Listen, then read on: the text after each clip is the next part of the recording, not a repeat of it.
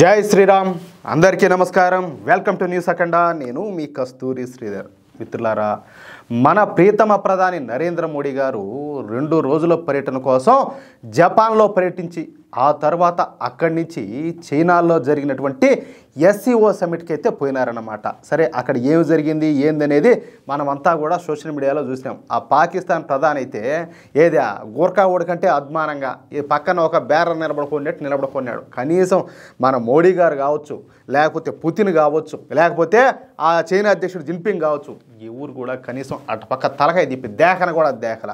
చూసాం కదా మనం అంతా కూడా. అది విషయం అయితే ప్రధాని నరేంద్ర మోడీ గారు సరిగ్గా జపాన్ పర్యటనకు వస్తున్న కొద్ది గంటల ముందే జపాను అమెరికాకు ఒక భారీ షాక్ ఇచ్చింది. ఇది అలాంటి షాక్ కాదు, డొనాల్డ్ ట్రంప్కు మతిపోయేటటువంటి షాక్ అన్నమాట.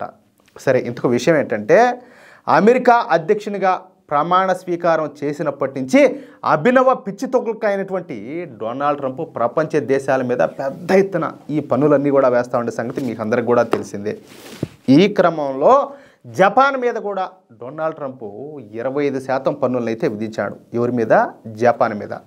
వాస్తవానికైతే జపాన్ ఈ అమెరికాకు వచ్చేసి అత్యంత మిత్రదేశం అయినప్పటికీ కూడా ఈ డొనాల్డ్ ట్రంప్ జపాన్ను కూడా వదలకుండా జపాన్ పైన 25% సుంకాలు అయితే విధించాడు. అర్థమవుతుందా? అయితే జపాన్ పైన విధించినటువంటి ఈ పన్నులను తగ్గించాలంటే జపాన్ అమెరికాలో $550 బిలియన్ పెట్టుబడులు పెట్టాలని చెప్పేసి ఈ డొనాల్డ్ ట్రంప్ బేరం పెట్టాడు. ఏం కథో చూడండి. అంటే నీకు పన్నులు తగ్గియాలంటే నువ్వు నాకు ఇంత పెట్టుబడి పెట్టాలా మా దేశంలోని లెక్క. ఏ రౌడీ మావులు అదే? రౌడీ మావులా అంటాలే. $550 బిలియన్ అంటే మన దేశ కరెన్సీలో దాదాపుగా 50 లక్షల కోట్ల రూపాయలు. ఏ మామూలు మాటలు కాదు. ఈ $550 బిలియన్ అమెరికాలో సెమీ కండక్టర్ల తయారీకు, అదేవిధంగా ఎలక్ట్రిక్ వాహనాల తయారీకు, అలాగే ఫార్మాస్యూటికల్స్ తయారీకు ఉపయోగించాలని చెప్పేసి ఈ డొనాల్డ్ ట్రంప్ మరో డిమాండ్ పెట్టాడు. అంటే ఈ పెట్టుబడులు దేని మీద పెట్టాలో కూడా ఆయన డిసైడ్ చేసేసాడు. మరి కాదు, అంతా వీళ్ళే డిసైడ్ చేస్తామంటే ఇంక మీ వీళ్ళంతా ఎందుకు? వాళ్ళు కాదు, వాళ్ళ దేశాల్లో గవర్నమెంట్లు ఎందుకు? వాళ్ళు ఆ గవర్నమెంట్లు నడిపించడం ఎందుకు? ఎవడి పెత్తనము, ఎవడి జాగీరు, ఏంది కథ? ఏమంటారా? దీంతో ఇక చేసేది లేక జపాన్ కూడా ఒప్పుకునిందనమాట. ఇప్పుడు అదే మనలాంటి వాళ్ళు అనుకో, ఆ లెక్క వేరే ఉంటుంది. కానీ జపాన్ అలాంటిది కాదు కదా. పాపం వాళ్ళు ఒక మెతకోళ్ళు అనమాట, ఒప్పేసుకున్నారు. అమెరికాలో 50 లక్షల కోట్ల రూపాయల పెట్టుబడులు పెట్టడానికి జపాన్ ప్రభుత్వం అంగీకరించింది. ఇక దీనికి సంబంధించిన అన్ని పేపర్ వర్క్స్ను కూడా డొనాల్డ్ ట్రంప్ ప్రభుత్వం రెడీ చేసి పెట్టింది.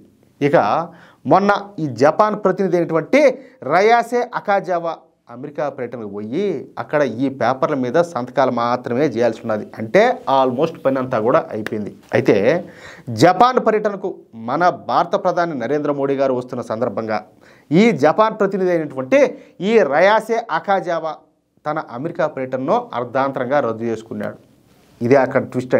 అంటే జపాన్ ప్రభుత్వమే తమ ప్రతినిధి అయినటువంటి రయాసే అకాజావా పర్యటనను రద్దు చేసి పెట్టేసింది. అందుకు కారణం భారత ప్రధాని నరేంద్ర మోడీ గారు. ఎందుకంటే ఆ కారణం కూడా చెప్తా.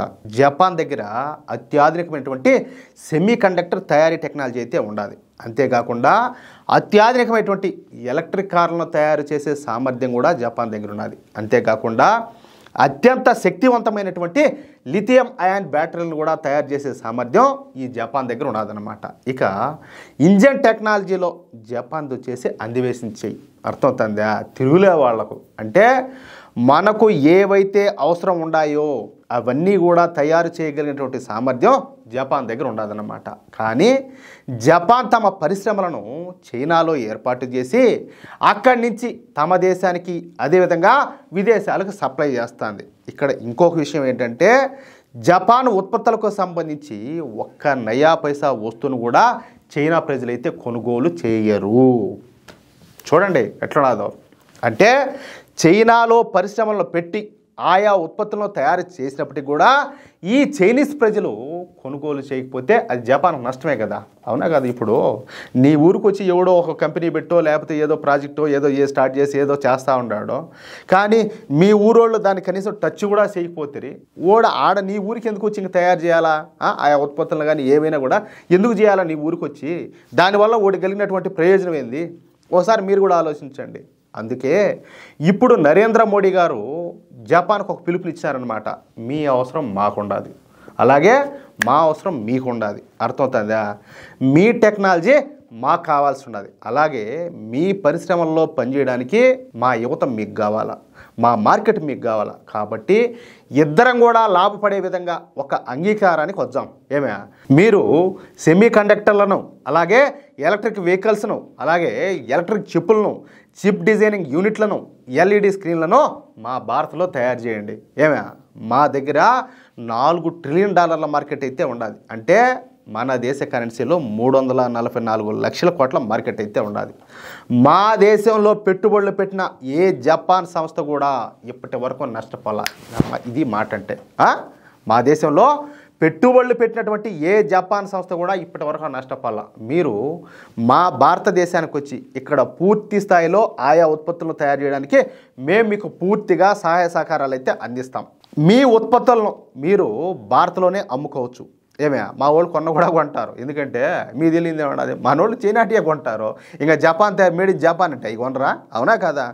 పైగా మీకు కూడా తక్కువ ధరలకే ఆ ఉత్పత్తులు దొరుకుతాయి. అంటే ఇద్దరం కూడా లాభపడతాము అని చెప్పేసి మన ప్రధాని మోడీ గారు జపాన్కి అయితే పిలుపునిచ్చారనమాట. అంతే, ఇక జపాన్ ప్రధాని కూడా అందుకు అంగీకరించినట్టు తెలుస్తుంది. అంటే జపాన్ కనుక భారత్ను సరిగ్గా ఉపయోగించుకుంటే ఇక జపాన్కు అమెరికాతో అవసరం ఎంత మాత్రం కూడా ఉండదు. అందుకే జపాన్ అమెరికాలో 50 లక్షల కోట్ల పెట్టుబడులు పెడతామని చెప్పిన ఒప్పందానికి జపాన్ తిలోదకాలు ఇచ్చేసి, అంటే చింపేసి డొనాల్డ్ ట్రంప్ను ఈ జపాన్ నేల నాకిచ్చేసింది. అర్థమవుతుందా?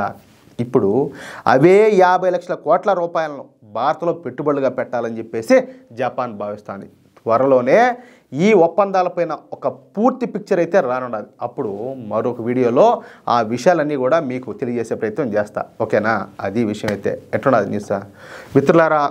గత 2 రోజులుగా చూస్తామని అంటారు, ఏదో ఒక విషయంలో మన మీద ఏదో రకరకాల వాళ్ళు ఏదో ఈ బెదిరింపు కాల్స్ అన్నీ చేయడం, ఏదో వాయిస్ మెసేజ్లు పెట్టడం అదంతా కూడా. నేను ఒక మాట, నేను చట్టాన్ని చేతుల్లోకి తీసి నేనేం మాట్లాడడంలే. మీరు కూడా చూస్తూనే ఉంటారు, ఎవరిని వ్యక్తిగతంగా అమ్మా బాబు డెమ్మాడెక్కాడాలి అని చెప్పేసి నేనేం మాట్లాడడంలే. ఏదైనా ఉండేదాని ప్రకారమే మాట్లాడుతున్నా. ఇంకొక విషయం ఏంటంటే, ఏదైనా దానికి సంబంధించి లీగల్గా ఏదైనా కావాలంటే ఎవరైనా ప్రొసీడ్ కావచ్చు, దానికి నాకు అభ్యంతరం ఏమీ లేదు. ఇక్కడ ఇంకొక విషయం ఏంటంటే, నా మాటలను బట్టి మీకు అర్థమవుతూ ఉంటుంది నేను భయస్తున్నా కాదా అనేది. ఇప్పుడు నేను నా దేశం కోసం మాత్రమే పనిచేస్తున్నా. ఒకసారి న్యూస్ చూస్తే నేను దేశం కోసం పనిచేస్తున్నానా, దేశానికి వ్యతిరేకంగా పనిచేస్తున్నానా అనేసి ఎవరికైనా అర్థమవుతుంది. ఒకవేళ ఆ బుద్ధుల్లో ఏదైనా వంకర బుద్ధి ఏదైనా ఉంటే తప్పనిచ్చి నేనైతే నాకు తెలిసినంత వరకు 99% మందికి, 99 కాదు 99.99% మందికి నేనైతే తప్పుగా కనపడను. ఇక్కడ ఇంకొక విషయం ఏంటంటే, చెప్పా కదా, అన్నీ పడే, అన్నీ చేసే, అన్నీ చూసే ఏడుండ. దేనికి భయపడేది లేదు, దేనికి బెదిరిపోయేది లేదు, దేనికి వెనకడుగు వేసేది కూడా లేదు. చెప్పాలంటే నేను ఫుల్ హార్డ్, ఫుల్ మాస్. ఈ చిప్పు మాత్రం ఇది వేరే పడింది. లేకపోతే వాస్తవంగా చెప్తున్నా ఇంకొక రకంగా ఉండాల్సింది. కానీ దేశం కోసం బతకాలా, మన జీవితంలో మన సమయాన్ని దేశం కోసం వెచ్చించాలని చెప్పి మాత్రమే ఈ పనిలోకి వచ్చిన. ఎందుకంటే నలుగురికి మంచి వార్తలను అందించాలా, ఇంకోటి ఏంటంటే నలుగురిలో కూడా వీలైనంత వరకు మార్పు తీసుకురావాలా, ప్రతి ఒక్కరిలో కూడా ఈ దేశభక్తి అనేది పెంపొందించాలన్న ఉద్దేశంతోనే మనం న్యూస్ అకాడమీ అనేది స్టార్ట్ చేసాం. కానీ ఇక్కడ ఒక విషయం ఏంటంటే, ఎవరికి బెదిరేది లేదు, భయపడేది లేదు. అంతదాకా వస్తే అది దానికి మాత్రం నేను సిద్ధంగానే ఉండా.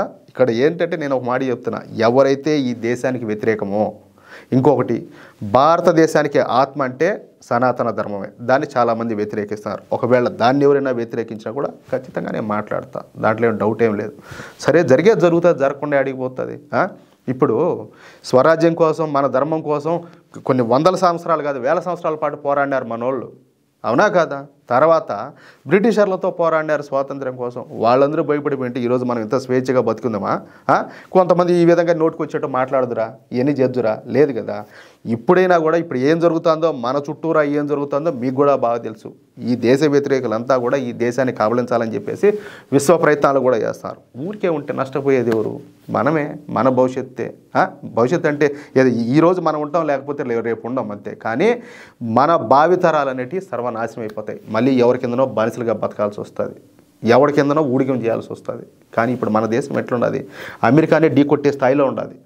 కానీ మన దేశం విశ్వగురువుగా నిలబడాలంటే ప్రతి ఒక్కరూ నిజాయితీగా చిత్తశుద్ధితో దేశం కోసం ధర్మం కోసం ఆలోచించాలి. ఏదైనా తప్పు ఉందా దాన్ని బట్టి ఏదైనా ఉంటే మాట్లాడదాం, చూద్దాం, ఇబ్బంది ఏంలే. చెప్పే కదా, దానికి కూడా సిద్ధంగానే ఉండం. అంతేగాని చెప్పి ఏదో మాట్లాడతాం ఏదో చేస్తామంటే అది విషయం అయితే. అలాగే ఎవరైతే ఈ విషయంలో నాకు సపోర్ట్గా ఉన్నారో, సపోర్ట్ చేస్తున్నారో, సపోర్ట్ చేస్తూనే ఉంటామని చెప్పేసి ఎవరైతే నాకు మాట ఇచ్చారో వాళ్ళందరికీ పేరు పేరున కూడా మనస్ఫూర్తిగా ధన్యవాదాలు అయితే తెలుపుతున్నా. ఈ న్యూస్ కనుక మీకు నచ్చినట్లయితే అదేవిధంగా సరే నా మనస్తత్వం కావచ్చు, నేను ఎంచుకున్న పని కావచ్చు, ఇవన్నీ మీకు నచ్చినట్లయితే నా మాటలతో మీరు ఏకీభవిస్తే ఈ న్యూస్ నలుగురికి షేర్ చేయండి.